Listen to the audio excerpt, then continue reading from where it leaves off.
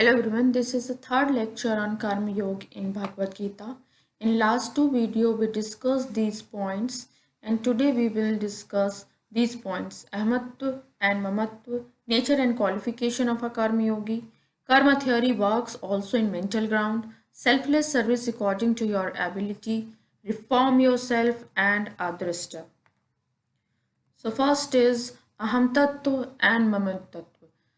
This is very important concept क्योंकि ये हमारी डे टू डे लाइफ से कनेक्टेड हैं और हम कहीं ना कहीं इन दोनों कॉन्सेप्ट में बाउंड हैं.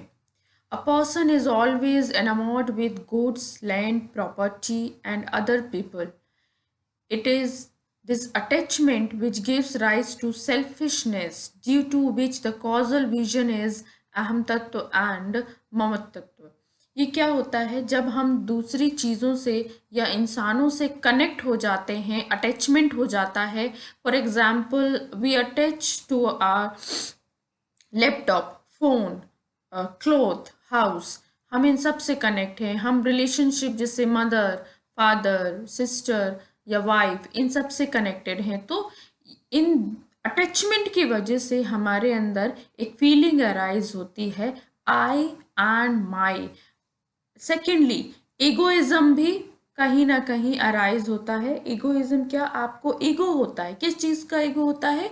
एम्बॉडीमेंट का. मैं सुंदर हूँ, I am beautiful, I am rich, I have big house. ये अटैचमेंट का ही एक दूसरा फॉर्म है कि आप चीज़ों से इतने ज़्यादा अटैच्ड हैं कि आपके अंदर ये फीलिंग अराइज हो रही है. आपने अपने आप को एक गलत आइडेंटिटी दी हुई है कि मैं ऐसा हूँ, या मेरा मेरा घर, मेरा पैसा, मेरे लोग, मेरी पावर. ये जो होता है, this is actually a false concept regarding your identity. ये आपकी आइडेंटिटी नहीं है. आप मिरर में जो इमेज अपनी देखते हैं कि आप बहुत सुंदर हैं या नहीं हैं, या आपके पास क्या है, या आप देखने में कैसे लगते हैं, या आपका एग्जिस्टेंस कैसा है, वो सब आपका एक्सटर्नल पर्सनालिटी है. अहम तत्व मीन्स आप अहम के बारे में जो क्रिएट कर रहे हैं. It means create about self. आपकी सेल्फ की रियलिटी तो इस एक्सटर्नल रियलिटी से कोसों दूर है. That is peaceful, ultimate, permanent. लेकिन आप जो एक्सटर्नल पर्सनालिटी देखते हैं वो इससे डिफर है और वो ट्रू नहीं है. और इसी के चलते ये जो आई की गलत पर्सनालिटी है, हम माइंड की भी चीज़ क्रिएट कर लेते हैं. मेरा मेरा, ये जो मेरा की फीलिंग होती है, ये भी एक फेक फीलिंग है, फॉल्स है, क्योंकि आपका कुछ भी नहीं है. क्यों नहीं है? Because nothing is attach to the soul और सेल्फ. सेल्फ से कुछ भी अटैच नहीं होता. जो भी अटैच है या जो भी ज़रूरत की चीज़ है, that is related to your body, material body. So the person has become a servant of both aham tattva and mamattva. This obsessive problem is created by human themselves, like my son, my property, I am beautiful, I am rich, whatever. और हम सब ऐसा करते हैं, जाने अनजाने ही सही. हमारे मुंह से ये टर्म्स बहुत नॉर्मल वे में निकलती हैं कि ये मेरा है, ये मेरी चीज़ है, डोंट टच इट, या मैं इसे संभाल के रखूँगा, मेरे पास इतनी प्रॉपर्टी है. ये सोचने वाली बात है दोस्तों कि क्या है इस पूरे संसार में आपका क्या है? कुछ भी नहीं है. आप कुछ भी अपने साथ, कहते हैं ना, लेकर नहीं जा सकते हैं. वो लेके जाने का मतलब ये नहीं है कि इस दुनिया से ऊपर कोई अलग दुनिया है तो आप वहाँ लेके नहीं जा सकते हैं. द पॉइंट इज कि आपकी आत्मा के लिए ये एक्सटर्नल ऑब्जेक्ट्स रिक्वायर्ड नहीं है. बिल्कुल भी रिक्वायर्ड नहीं है. उसको ना एक्सटर्नल फूड की ज़रूरत है, ना क्लॉथ की ज़रूरत है, ना घर की ज़रूरत है, ना पैसों की ज़रूरत है. So your real existence is something which is different to everything. वो यूनिक है अपने आप में.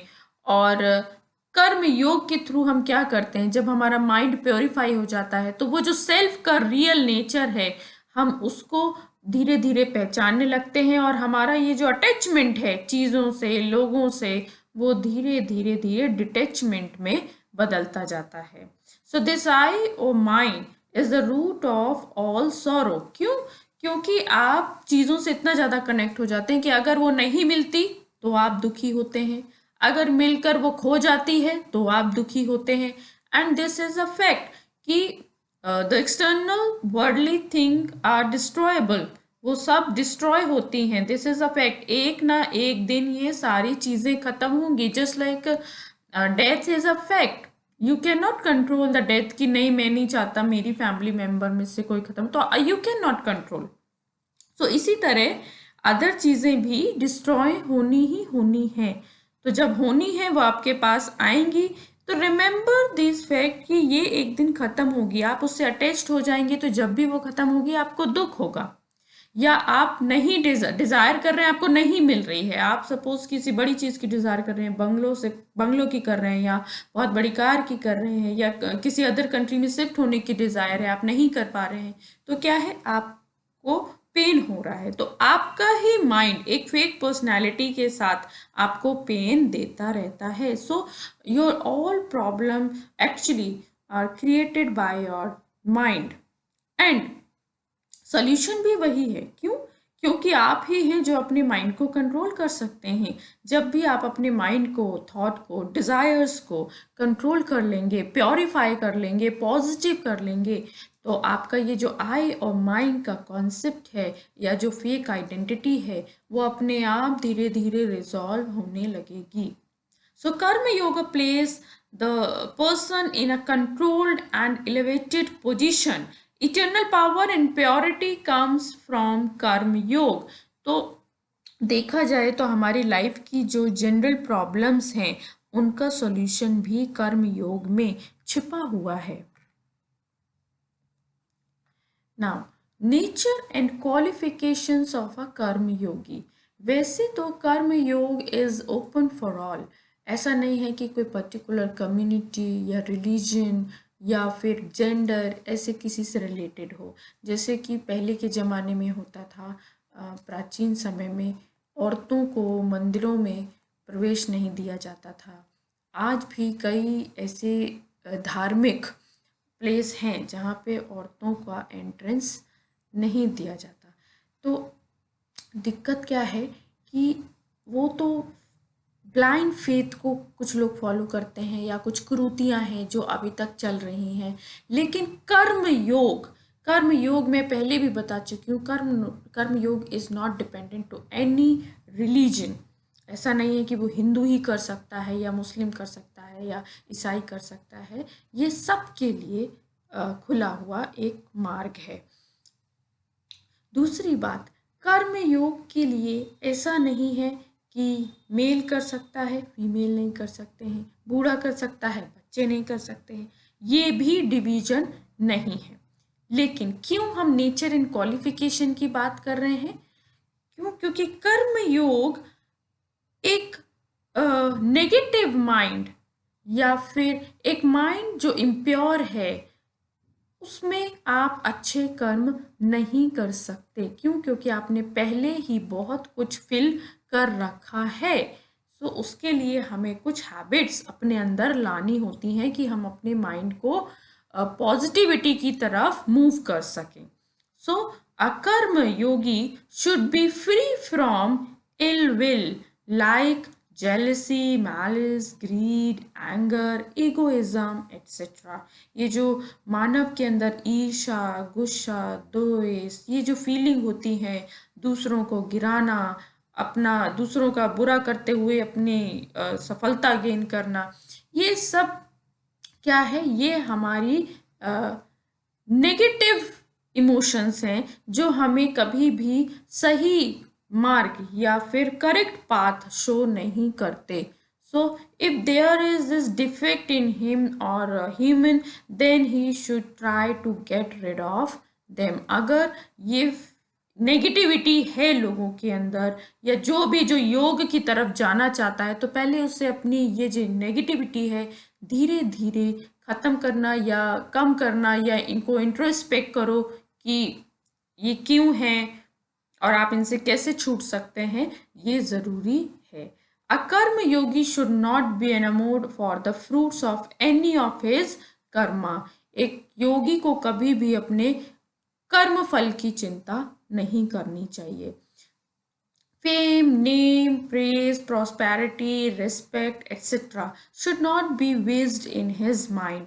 जो एक योगी है उसे कभी भी ये नहीं होना चाहिए कि मेरा समाज में नाम हो, मैं पैसे कमाऊं, लोग मेरा सम्मान करें। आप देखते होंगे कि आज के ज़माने में स्पेशली मॉडर्न टाइम में बहुत सारे गुरु और बाबा हमारे सामने एग्जिस्ट करते हैं और वो कितना सम्मान चाहते हैं, कितना उनका पैसा बनता है, वो पैसों के लिए आप इसी तरह अगर हम कर्म योग की बात करें या हम एक कर्म योगी की बात करें तो यहाँ पे ऐसा कोई कॉन्सेप्ट नहीं है कि कर्म योगी को बहुत सारा नॉलेज होना चाहिए या वो आप दूसरों को ज्ञान देने के लिए कर्म योग कर रहा है।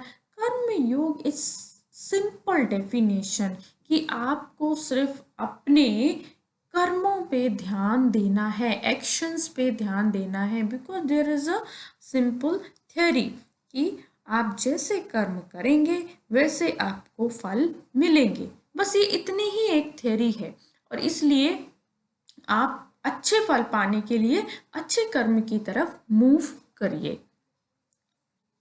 An arrogant, spiteful person cannot be able to show service towards other people। कि जिसके अंदर नेगेटिविटी होगी, एरोगेंट होगा, सेल्फिश होगा, वो दूसरे की सर्विस कैसे कर सकता है। अब जैसे मैं एक एग्जांपल दूँ कि नर्सेस क्या होती हैं कि नर्सेस बहुत सेवा भाव से दूसरों की या एक रोगी की सेवा करती हैं और वो उसके लिए ही जानी जाती हैं कि उनका जो प्राइमरी ड्यूटी है that is to serve the patient. अब अगर नर्स अपने आप में घमंड दिखाएंगी कि नहीं नहीं वो मैं उस पेशेंट को केयर नहीं करूँगी, वो ऐसा है, गंदा है, मैं सुंदर हूँ, या वो नीची जाति का है, मैं ऊंची जाति की हूँ, तो ये जो उनका प्राइमरी ड्यूटी है वो तो कोलैप्स हो गया, वो तो वहीं ख़त्म हो गया और वो क्या आ गए, वो अपने एगोइज्म में आ गए। तो एक ऐसा पर्सन दूसरे को कभी सर्व नहीं कर सकता। A karma yogi should be sweet spoken, fearless, loving, humble, sociable, tolerant, sympathy, and self restrained and balanced by nature। एक कर्म योगी जो है उसमें अगर हम देखिए दो चीज़ होती है, एक तरफ हम कह रहे हैं कि नेगेटिविटी खत्म करना है तो डेफिनेटली दूसरी तरफ क्या है कि पॉजिटिविटी को लाना भी है, मेंटेन भी करना है, तो उसके लिए कुछ पॉजिटिव और अच्छी क्वालिटीज भी बियर करनी पड़ेंगी। And most important is his diet should also be सात्विक। शास्त्रों में कहा गया है, शास्त्रों में तामसिक भोजन की बात हुई है कि लोगों को तामसिक भोजन नहीं करना चाहिए। तामसिक भोजन वो होते हैं जो आपकी नेगेटिविटी को बढ़ाते हैं, जैसे गुस्सा हो गया, ठीक है, या आप जल्दी जल्दी इरिटेट हो गए, या और भी जितनी भी नेगेटिविटी है वो तामसिक भोजन उसको बढ़ाता है। तो आपने देखा होगा कई जगह कहा जाता है कि प्याज और लहसुन तामसिक भोजन में आते हैं क्योंकि वो इंसान के अंदर तमस गुण को बढ़ाते हैं। दूसरी तरफ जो सात्विक भोजन होता है, शुद्ध शुद्ध शाकाहारी सात्विक भोजन, वो आपके अंदर पॉजिटिविटी, स्पिरिचुअलिटी इसको इंक्रीज करता है। तो मैं पहले की वीडियो में भी बता चुकी हूँ, भारतीय दर्शन की भी ऐसी वीडियो है जिसमें मैंने सत्व, तमस, रजस 3 गुणों की बात की थी और ये 3 गुण हर इंसान में रहते हैं। हालांकि जिसका जितना प्रभाव होता है उस हिसाब से उस इंसान का नेचर बनता जाता है। तो इसलिए कहा है कि कर्म योगी का जो भोजन है वो शुद्ध होना चाहिए। आपने कहावत भी सुनी हो शायद कि जैसा अन्न वैसा मन। कहा जाता है कि जैसा आप भोजन करते हैं वैसे ही आपके मन में विचार आते हैं और उन विचारों के अनुसार आप कर्म करते हैं। इसलिए एक कर्म योगी का भोजन शुद्ध होना चाहिए। A karma yogi does self-sacrifice to kill his little self. Little self means I, which is the root cause of human suffering। जो मैंने अभी आपको बताया था, लिटिल सेल्फ मतलब जो आप अपनी गलत आइडेंटिटी बना लेते हैं, एक फेक आइडेंटिटी बना लेते हैं। आई एम दिस और वट एवर, हम सब की अलग अलग एक फेक आइडेंटिटी बनी होती है। तो एक कर्म योगी को उसे मारने की या उसे छुटकारा पाने की कोशिश करना चाहिए, या ये समझने की कोशिश करना चाहिए कि this is not my real identity, I am pure self. Although it is very complex in modern time to accept the above qualities, but it can be possible through regular practice and deep meditation.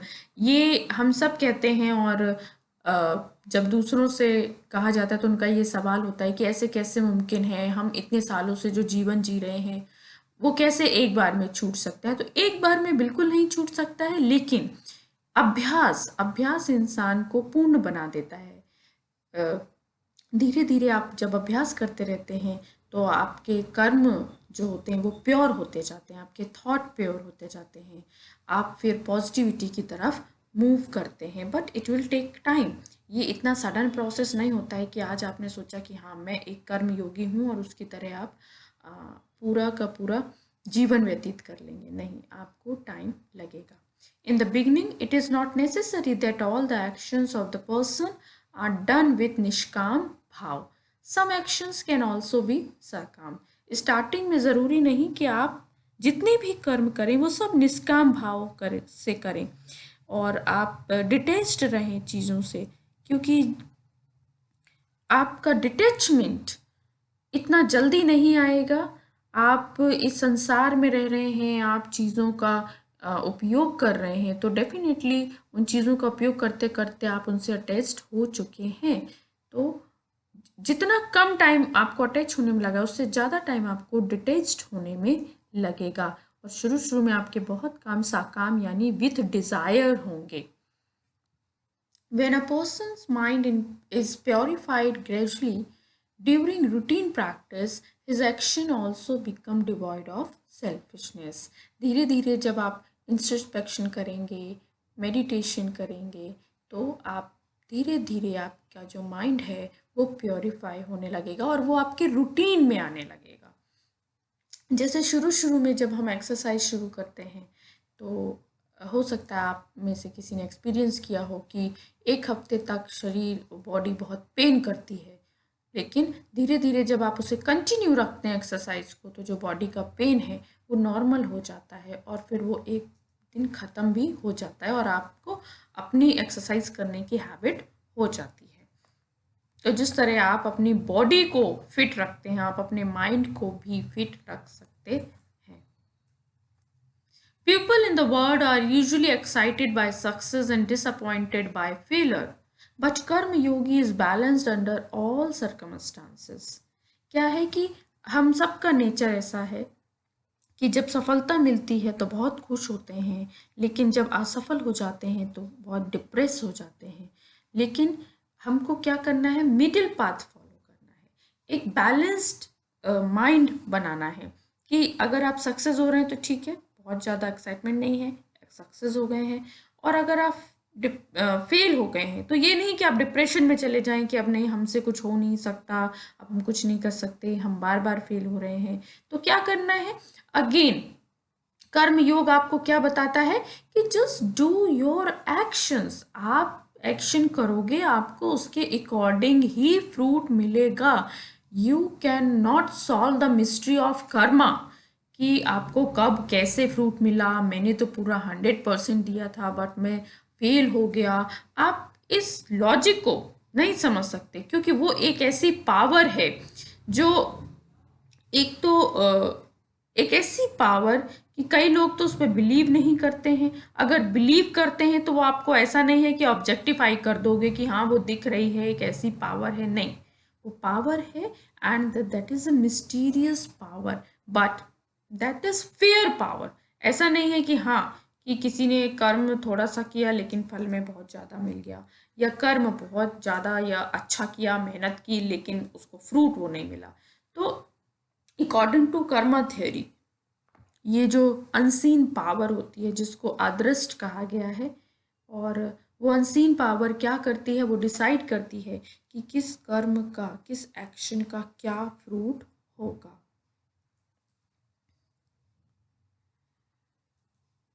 A karma yogi should also take care of his body, because if he is not healthy, with the body, then how will he help others?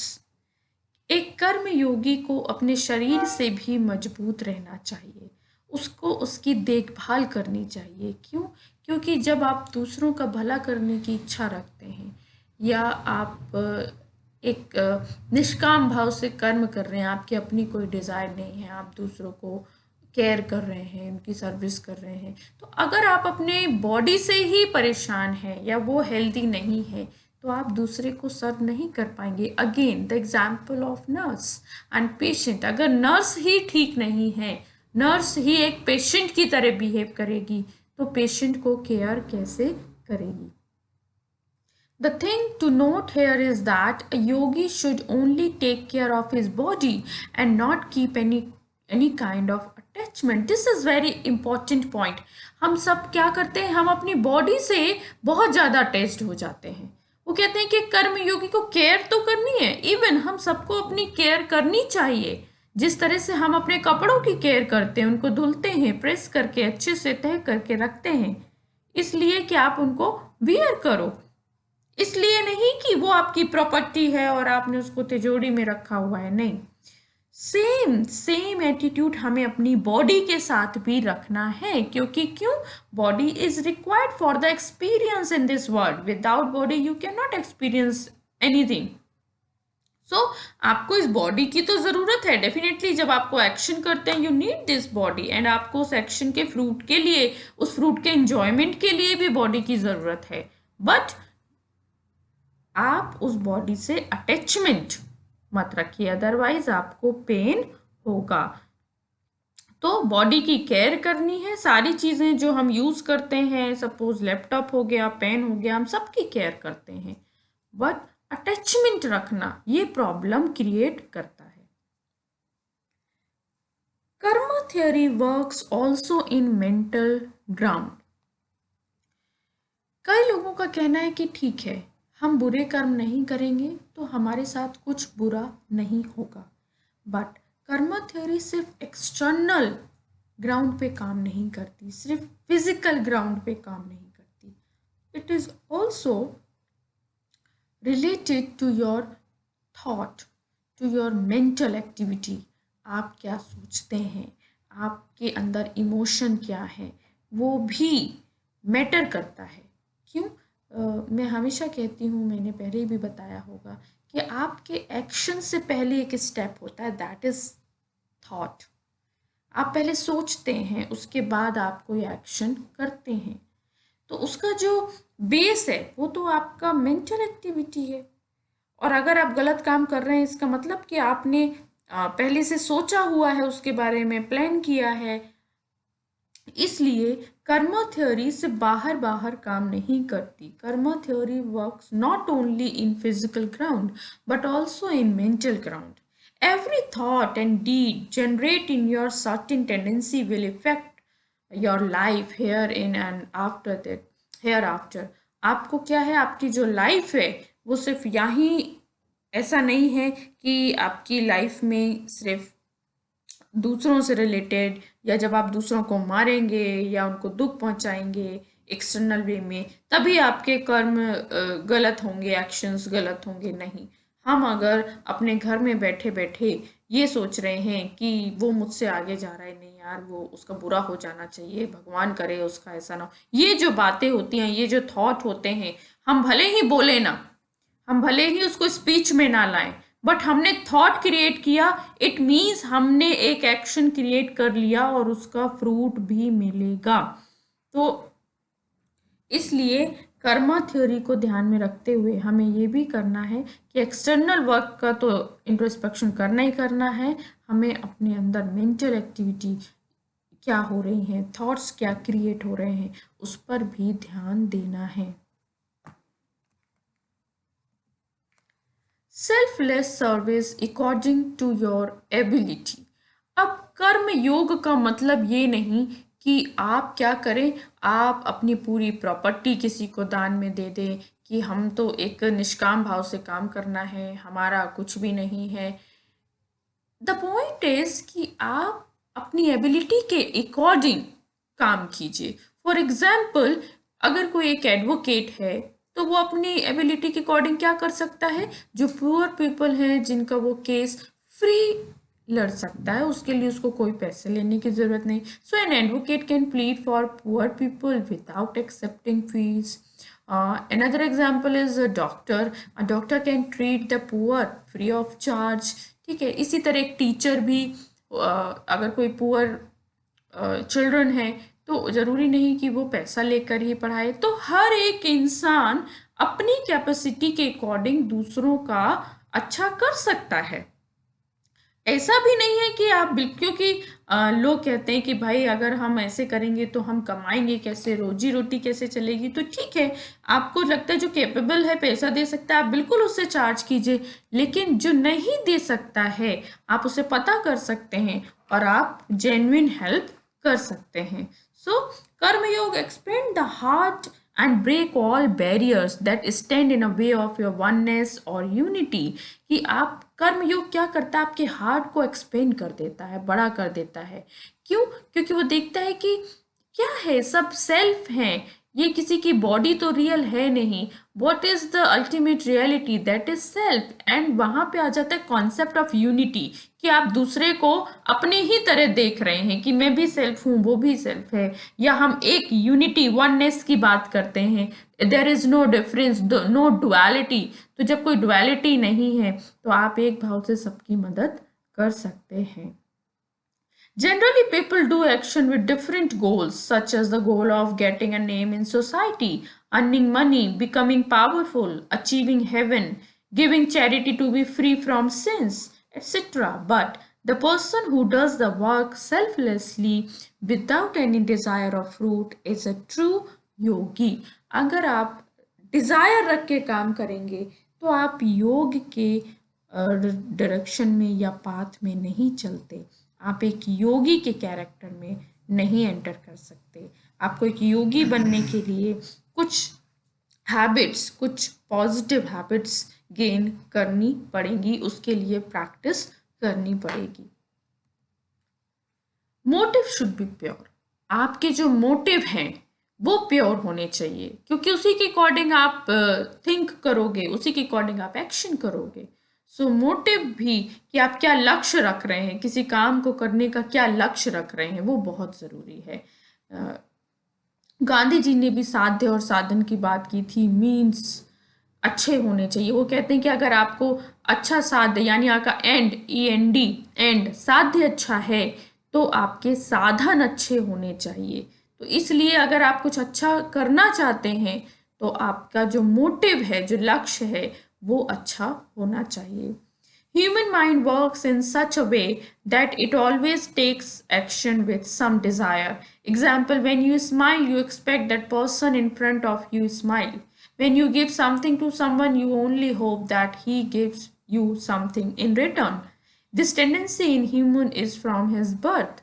ये natural है. हम और आप इस प्रवृत्ति में, इस tendency में जकड़े हुए हैं कि हम सब काम किसी ना किसी उम्मीद से करते हैं कि बदले में जब हमें कोई कुछ देगा तब हम ये काम करेंगे. हम मुस्कुराएंगे तभी जब सामने वाला हमें मुस्कुराहट वापस करेगा. तो इवन सोचने वाली चीज है. आज के टाइम में बहुत सारी चीजें ऐसी हैं जो हम कर सकते हैं लेकिन हम नहीं करते. अगर एक स्माइल की ही बात करें तो it is free of cost, फिर भी लोग उसमें भी बाउंडेशन लगाए हुए हैं कि नहीं, जिससे हमारा काम निकलेगा हम उसी को स्माइल पास करेंगे, हम क्यों सबसे हंसें बोलें. कई लोग ये कहते हैं कि हम क्या बात करें, हमारा उससे कोई काम ही नहीं पड़ता. अरे तो क्या आप सिर्फ काम निकालने के लिए लोगों से बात करना चाहते हैं? क्या आपका नेचर यहाँ तक लिमिटेड हो गया है? तब आपको एक बार सोचने की जरूरत है. We are rational human being with morality. हम एक सोसाइटी में रहते हैं, हम एक नैतिक उत्तरदायित्व को बियर करते हैं. आप वहाँ पे इस तरह का नेचर रखोगे तो ये आपके लिए ही प्रॉब्लम क्रिएट करेगा. People will have to train the mind to work disinterestedly. If you desire the fruit of karma, then you have to come back to this world to enjoy that fruit. कि अगर आप कोई भी desire रखेंगे तो definitely आपको इस world में आना पड़ेगा, बर्थ लेना पड़ेगा, फिर आपकी डेथ होगी. So you can not free from this cycle which is a cause of bondage, birth and death. So the secret of karma yoga is to walk without any attachment. This is important. Without any attachment and egoism. ना आप किसी चीज़ से attachment रखिए, ना आप ego रखिए कि मैं ऐसा हूँ या मेरा ये है.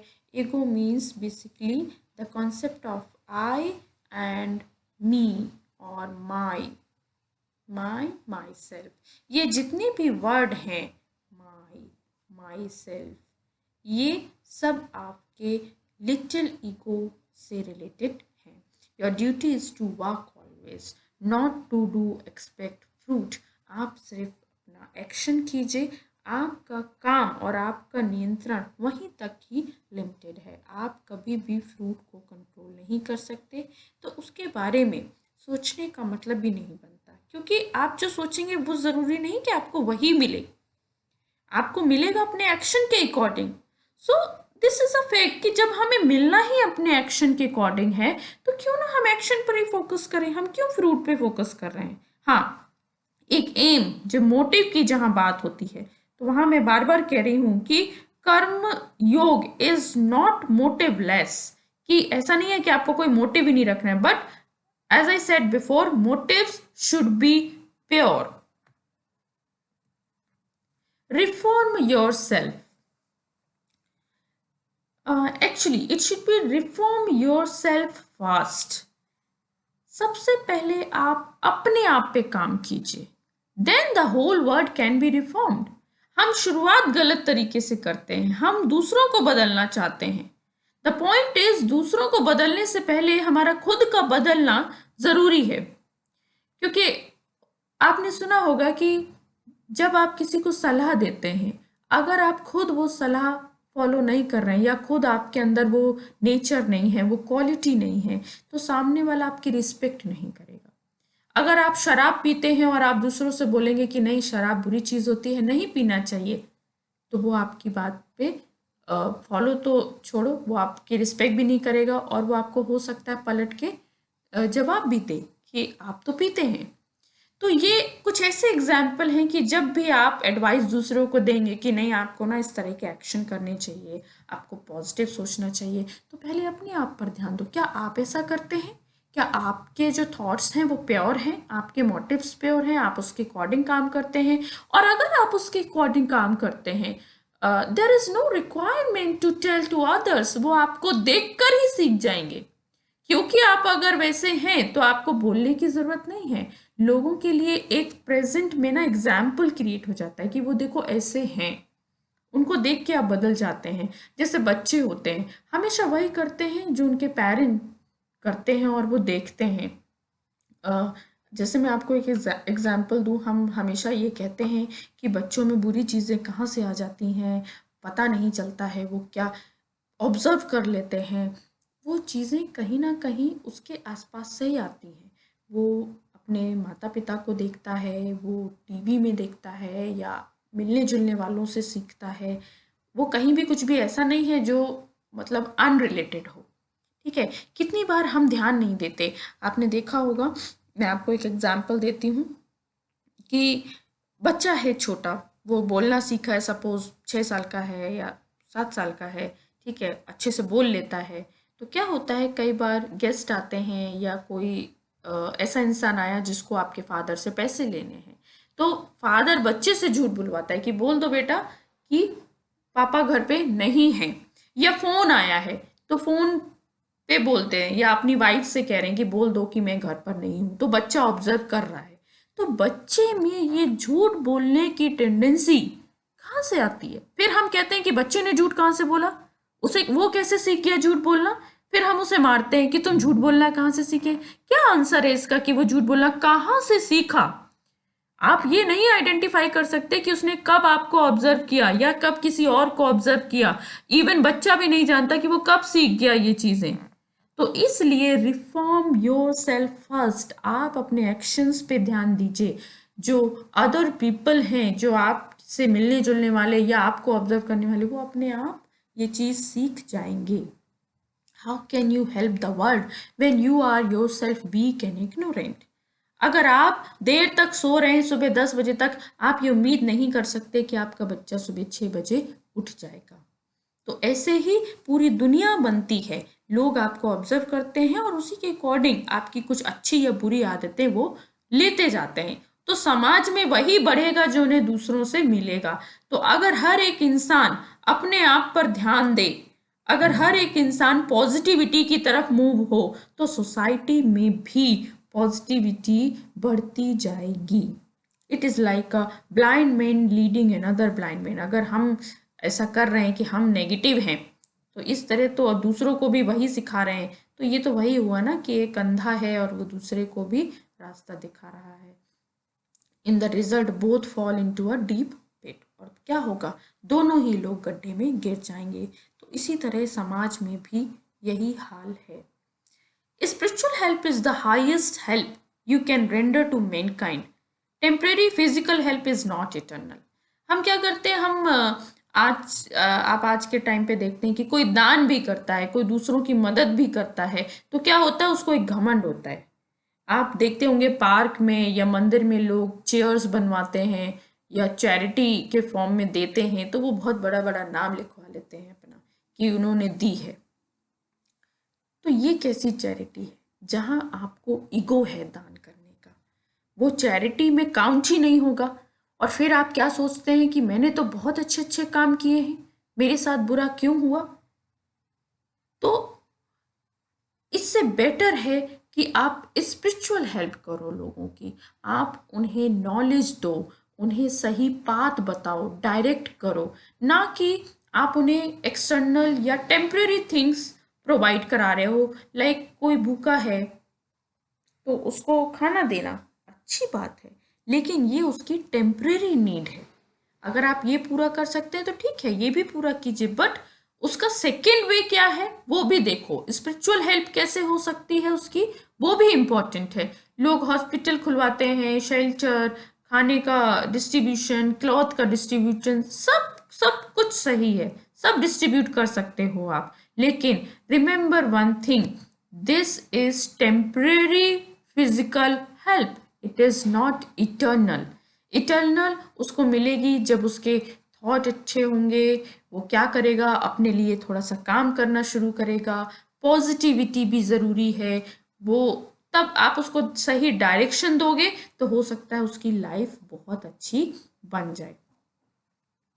तो ये है spiritual help. When people help others in this world, they start boasting in themselves. But the reality is that people who help others do their own good in a way.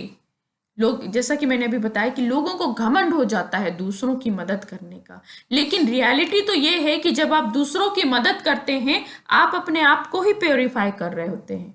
So indirectly आपका ही अच्छा होता है, दूसरों का तो हो ही रहा है, लेकिन आप जब दूसरों की मदद कर रहे हैं तो आप ये घमंड मत रखिए कि, क्योंकि घमंड रखेंगे तो ये जो प्योरिफिकेशन का प्रोसेस है वो पूरा खत्म हो जाएगा। उसका जो फ्रूट है वो आपको कभी नहीं मिलेगा। तो thought and intention is very very important. आप कोई भी कर्म कर रहे हैं, आप क्या सोच के कर रहे हैं, ये बहुत जरूरी है। One should be grateful to the person who gives him a chance to serve. Actually हमें उस पर्सन का धन्यवाद बोलना चाहिए जो हमें ये चांस दे रहा है कि सर्व कर रहा हूँ। क्यों? क्योंकि मेरा माइंड प्योरीफाई हो रहा है, मेरी सोल प्योरीफाई हो रही है, मेरे अंदर अच्छी चीजें आ रही हैं। कहते हैं ना कि कहते हैं कि पानी पिलाना अच्छी बात होती है। ये सब छोटी छोटी चीज़ें जो हम बच्चों को सिखाते हैं, क्यों अच्छी बात? इसलिए नहीं कि हम किसी प्यासे को पानी पिला रहे हैं, इसलिए क्योंकि वो आपके अंदर एक पॉजिटिविटी और गुड हैबिट्स वो कहीं ना कहीं बन रही हैं, मेंटेन हो रही हैं। So only by destruction of ignorance all kinds of misery and evil can be eradicated. तो क्या होगा जब आप ये इग्नोरेंस खत्म करेंगे ना लोगों की, उनका एम्बॉडीमेंट की, वो चीज़ों से डिटेच्ड रहें और उनकी रियलिटी क्या है, बॉडी की रियलिटी क्या है, तो धीरे धीरे क्या होगा, ये इग्नोरेंस उनके पेन को, उनकी सफरिंग को खत्म कर देगी, और that is a spiritual help for them.